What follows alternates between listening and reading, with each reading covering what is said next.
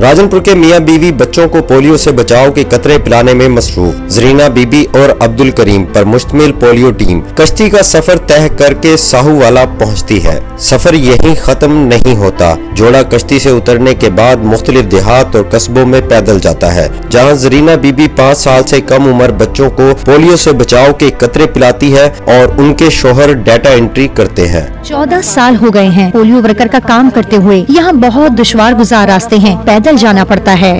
ये तमाम देहात डेरा गाजी खान और राजनपुर मरकजी शाहराह से 40 किलोमीटर की दूरी पर वाक़ है और यहाँ तक पहुँचने के लिए कोई जमीनी रास्ता नहीं। जरीना बीबी और उनके शोहर पोलियो के मर्ज और बचाव के कतरों की अहमियत से वाकिफ हैं। हमारी टीम बहुत मेहनत करती है, पूरी कोशिश करते हैं कि हर बच्चा पोलियो के कतरे पिए। कोई बच्चा रह गया हो और वो पोलियो के कतरे ना पी सका तो वो माजूर हो जाएगा। वालिदैन से गुजारिश है पोलियो के कतरे जरूर पिलाएं। दूर दराज इलाकों की मुश्किलात अपनी जगह, मगर ये मियां बीवी एक मिशन के तहत कौम के मुस्तकबिल को महफूज बनाने के लिए कोशा हैं। अगर इसी लगन, मेहनत और जज्बे के साथ काम किया जाए तो दुनिया का कोई काम मुश्किल नहीं। कमर फहीम, डॉन न्यूज, राजनपुर।